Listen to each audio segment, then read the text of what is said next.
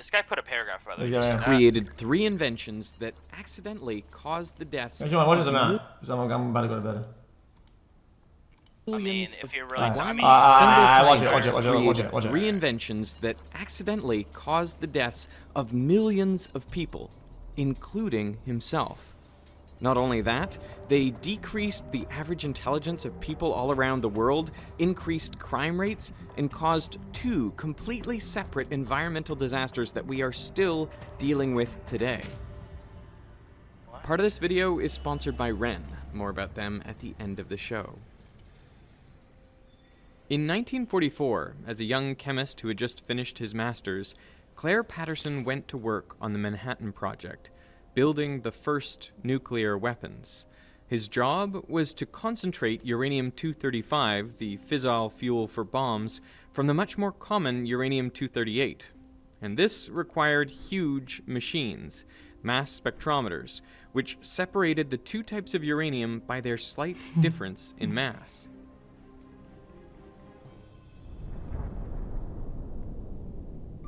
After the war, Patterson went back to grad school to get his PhD.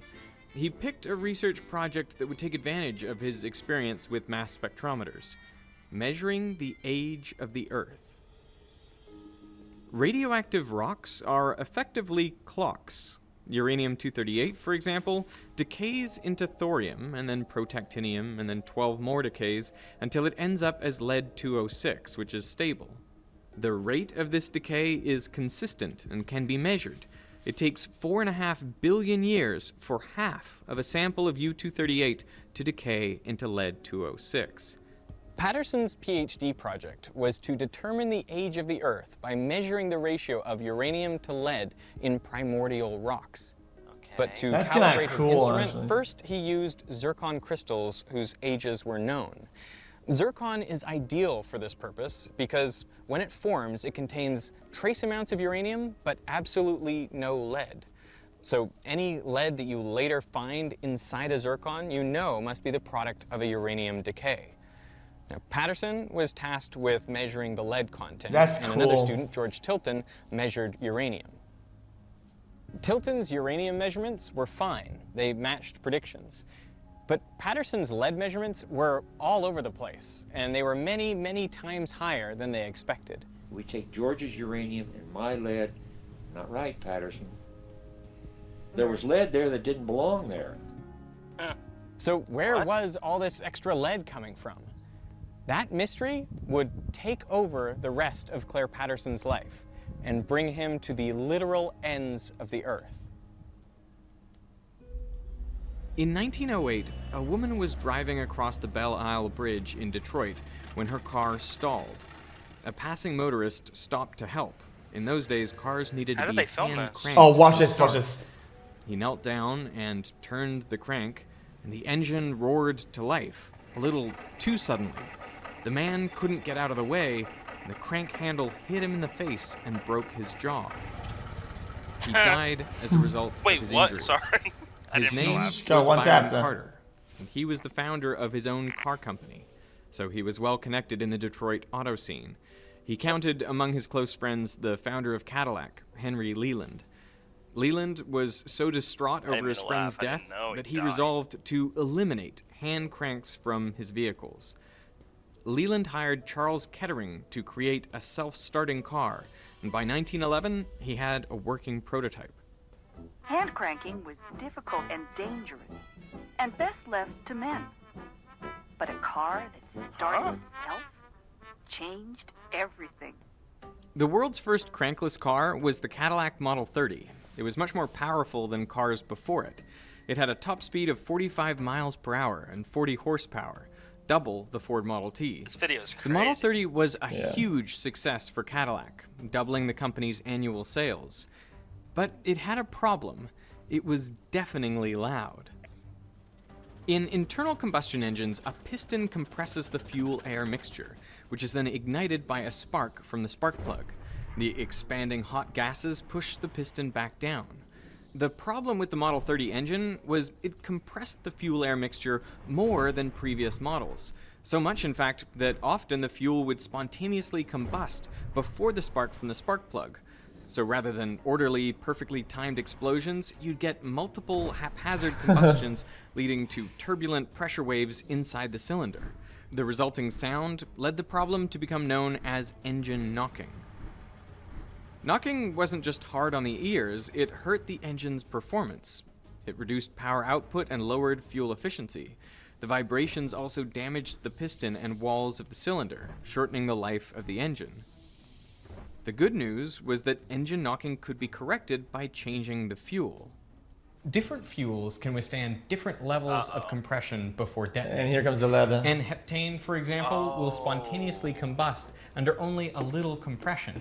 Isooctane, on the other hand, can withstand a much higher compression ratio before it Is that why at gas auto-ignites. stations it's So unleaded? it's lead much and less lead, likely yeah. to cause knocking. To quantify how much compression a fuel can withstand, scientists came up with the octane rating system. They arbitrarily set isooctane to have a rating of 100 and N-heptane a rating of 0. Now, real fuels aren't made up of only these two ingredients. They're a mix of lots of different hydrocarbons, but the octane rating tells you what mixture of octane and heptane gives equivalent performance. For example, 98 octane fuel can withstand the same compression as a mixture of 98% octane and 2% heptane. Now, I'm going to take a little bit of 98 octane fuel and put it in this piston, and when I compress it, nothing happens, which is exactly what you'd expect. This fuel can withstand a lot of compression. Diesel has an octane rating of 20, so it acts like a mixture of 20% isooctane and 80% N-heptane. If I put a little bit of diesel in there, let's see what happens with the same compression ratio. Oh. Okay. There you go. You get a little explosion in there. That's because this is a low octane fuel. I mean, that's what diesel's meant to do. You compress it and it ignites. But you don't want this sort of fuel in an engine with spark plugs. The reason fancy cars demand high fucks the engine octane up, fuel though. is to prevent knocking in their high compression, high performance engines. Kettering wanted to find an additive which would increase the octane rating of ordinary fuel and eliminate knocking in high compression engines. So he hired 27-year-old engineer Thomas Midgley Jr. Midgley experimented with all sorts of compounds, from melted butter and camphor to ethyl acetate and aluminum chloride. He later wrote most of them had no more effect than spitting in the Great Lakes. Ethanol was an interesting exception. It did stop the knocking, but you needed a lot of it, about 10% of the fuel mixture for it to be effective. That much ethanol would be expensive and hard to turn a profit on. Just use more butter than Midgley was really after an additive that was cheap, easy to produce, and effective even at low concentrations. So he kept trying. Then he hit on tellurium. It worked wonderfully as an anti-knock agent, but it had a terrible smell. You couldn't get rid of it by changing clothes or bathing. His wife was so offended by the stench that he had to sleep in the basement for 7 months. Midgley wrote, "I don't think that, although this doubled the fuel economy, humanity would suffer this smell." On December 3rd, 1921, after 5 years of working on the problem, Midgley found what he thought was the perfect solution: tetraethyl lead. That's a lead atom right there in the center. This additive was exactly what he was looking for.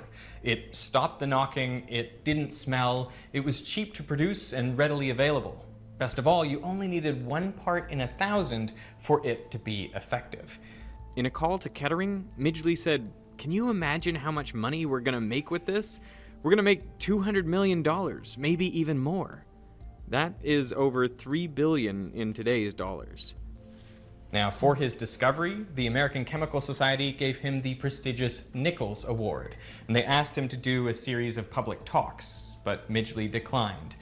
He and Kettering patented the process for making tetraethyl lead, and they called their new additive ethyl, perhaps so it might be confused with another common additive, ethyl alcohol. They made no mention of lead. Then they teamed up with 3 of America's largest corporations, General Motors, DuPont, and Standard Oil of New Jersey, to form the Ethyl Corporation. Sorry. Their marketing was brilliant. No man can look at the amazing record of accomplishment here in this research division without confidence that these men are going ahead with an eye to the future. looking for new facts and principles which will make things better and make life easier for all of us.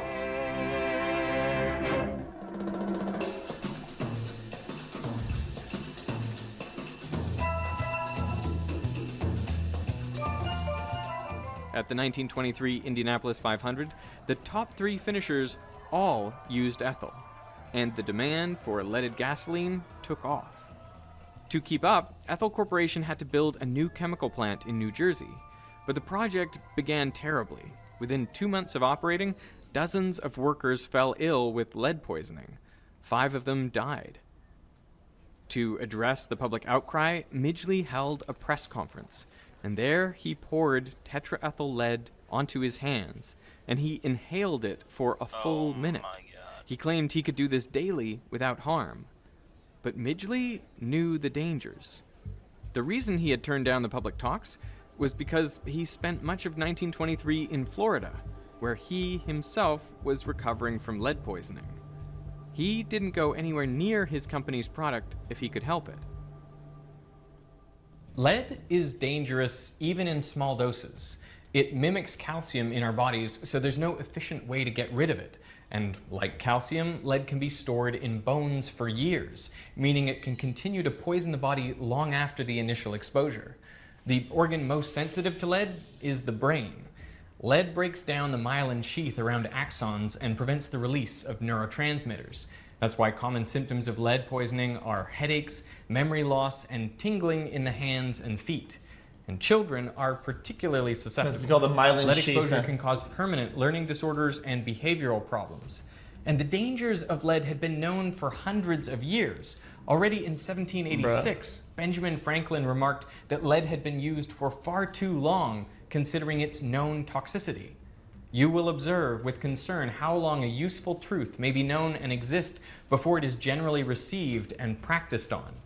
He would have been aghast to learn that nearly 150 years later, scientists planned to add lead to fuel. Doctors and public health officials from MIT, Harvard, Yale, and the U.S. Health Service wrote to Midgley and warned them against producing tetraethyl lead. They called lead a creeping and malicious poison and a serious menace to public health. Their concerns were dismissed. Who cares, Showing motherfucker? how just the right amount of fluid containing tetraethyl lead and dye is added to the gasoline. No one doubted that a lot of lead was bad for you, but how much harm could a little lead do? By the 1950s, millions of motorists globally were burning lead in their cars and releasing it into the air. Some of that lead ended up on Claire Patterson's zircon samples, preventing him from determining their age. In 1952, he moved to Caltech, where he built a new lab from scratch. Suspicious of environmental contamination, he tore the electrical cables out of the walls to remove the lead solder. He cleaned the floors and benches daily with ammonia and made sure that air was always being blown out of the lab. To go inside, you had to wear a plastic bunny suit. Patterson basically invented the clean room. Inside that room, he turned his attention to the oldest rocks in the solar system, meteorites. All the original rocks on Earth had long since been destroyed by tectonic activity. But meteorites come from asteroids, which formed around the same time as Earth. They have just been drifting through space until they entered the Earth's atmosphere. So the best way to measure the age of the Earth was to measure the age of meteorites. Patterson measured 5 meteorites, each with 3 different radiometric dating techniques, and he found they were all 4.55 billion years old. That number is within 0.15% of the currently accepted value for the age of the Earth. You know, before Patterson's experiment, people thought the Earth was 1 billion years younger. So Patterson had done it. He measured the age of the Earth. But he wasn't done getting rid of lead contaminants. Public concern about lead exposure had continued to grow. But President of Standard Oil, Frank You could Howard, just use pushed Google, back, but saying, whatever. "We do not feel justified in giving up what has come to the industry like a gift from heaven on the possibility that a hazard may be involved in it." Scientists funded by the Ethyl Corporation claimed that lead was a natural part of our environment and therefore not harmful to people. But Patterson wondered, just how natural is the lead in our environment? And he had just the skills to find out. He began by measuring lead in the oceans. If it were natural, he expected the concentration of lead to be the same regardless of depth. But if lead pollution had increased recently, it would be more concentrated near the surface. He took samples in the Pacific and Atlantic Oceans down to a depth of 4 kilometers. And sure enough, lead concentrations were nearly 10 times higher near the surface. Lead pollution was clearly recent, but when exactly had it occurred? To find out, Patterson had to go to Greenland and Antarctica. Ice cores record the level of lead in the air going back thousands of years. The levels of lead in the atmosphere have been elevated for the last 4,500 years. All of it is due to human activity, mainly smelting ores to make metal. You can see the rise and fall of the Greek and Roman empires, the dip caused by the Black Death in the 1300s, and of course the spike in the 20th century due to industrialization and tetraethyl lead. So what did this do to people? Well, Patterson looked at the lead levels in the teeth and bones of recently deceased Americans, and for comparison, he measured the lead in bones and teeth of Peruvian and Egyptian mummies. Since they lived over 1,600 years ago, they would have been exposed to much less lead in their lifetimes. Wait, so we're all just brain He dead. expected to find modern Americans had about 100 times as much lead in their bones, but results showed it was closer to a factor of 1,000. 20th century Americans had 1,000 times more lead in their bones than their ancestors. Studies of baby teeth revealed that even lead exposure well below the level considered safe resulted in delayed learning, decreased IQ, and increased behavioral problems. And there's a broad consensus on the part of everybody except the lead industry and its spokesman that lead is extremely toxic at extremely low doses. A follow-up study showed that those with higher levels of lead in their baby teeth were many times more likely to fail out of high school. As a result of studies like these, the CDC's guidelines for the acceptable level of lead in children's blood dropped from 60 micrograms per deciliter down to 3.5. And as far as we know today, there is no safe level of lead. Globally, lead is believed to be responsible for nearly 2/3 of all unexplained intellectual disability. According to a study published in 2022, more than half of the current US population, that's 170 million people, were exposed to high levels of lead in early childhood. Those born between 1951 and 1980 are disproportionately affected. The authors estimate that in aggregate, lead caused a loss of more than 800 million IQ points. The world is less intelligent today because of leaded gasoline. But there are even more troubling correlations. The US saw a steady rise in crime from the 1970s to the 1990s. Then it abruptly declined.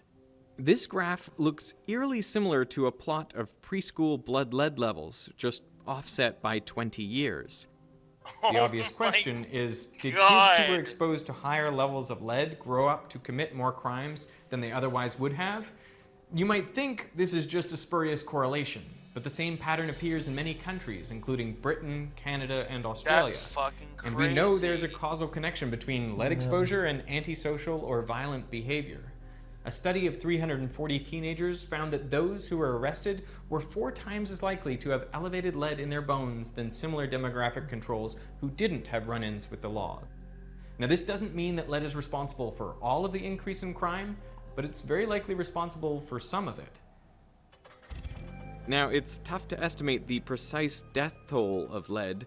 One of its lesser-known effects is a hardening of the arteries, leading to increased cardiovascular disease.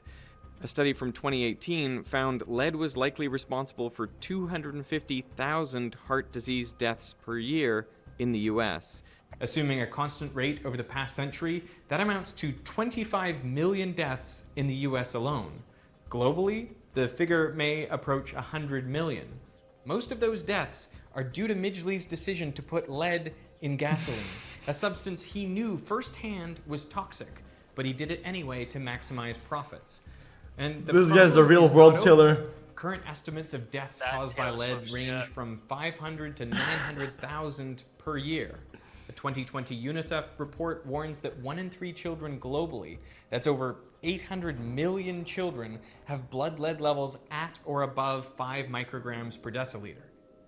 A lot of this lead now comes from batteries and industrial processes, but some is still due to Midgley's invention. Now, after Midgley's success with ethyl, he was put in charge of another engineering project. GM wasn't just making cars, but also household appliances. Oh, no. The fridges had a problem. Wait, it The didn't two stop? most common gases used as wait. refrigerants were methylformate and sulfur dioxide. One is highly toxic, the other is flammable. Midgley was tasked with creating a safer alternative, and in 1928 he developed a non-toxic and non-flammable refrigerant, dichloro-difluoromethane. GM called this new product Freon, and to demonstrate Freon's safety, during the unveiling at the American Chemical Society, Midgley inhaled a lungful of this gas and blew out a candle. In the following decades, CFCs like Freon became very popular and were used as solvents and aerosols. The problem is CFCs are light and stable. When released into the atmosphere, they climb up into the stratosphere, where they can remain for 50 to 100 years. But if a CFC molecule is hit by an ultraviolet photon of just the right energy, it breaks apart, releasing a chlorine atom. And this chlorine atom can then react with ozone, breaking it apart into chlorine monoxide and oxygen gas. The result was another environmental disaster, the hole in the ozone layer. With less ozone, more UV light penetrates this the guy atmosphere, fucked increasing rates of everything skin up. cancer and cataracts. Plus, CFCs are potent greenhouse gases. Per kilogram, they produce 10,000 times was more warming one- than CO2. One guy The did historian this? John McNeil wrote that Midgley had more impact on the Classic. atmosphere than any other single It's organism some greedy in fucking Earth's American, history. of course. An agreement to phase out CFCs, the Montreal Protocol, went into effect in 1989. And the ozone layer is now showing signs of recovery, although it'll take many more decades to fully recover. In 1940, at the age of 51, Midgley contracted polio and became physically disabled. So to help him get up, he devised a mechanical bed controlled by a series of ropes and pulleys. On November 2nd, 1944, while using the contraption, he became tangled in the ropes and died of strangulation. Thanks to the work of Claire Patterson, it became clear that the lead in our environment is not natural. Burning lead in combustion engines spread the toxic element across the planet, into the air, oceans, the snow at the South Pole, and even our bones. Japan was the first to ban leaded fuel in cars in 1986, but other countries soon followed suit. Algeria was the last to do so in 2021. The UN calculates that the elimination of lead from gas saves over 1 million lives per year and $2.45 trillion. But leaded gas is still used, by the way, in piston-driven airplane engines. That's now the largest source of lead emissions into the air in the US. You will observe with concern how long a useful truth may be known and exist before it is generally received and practiced on.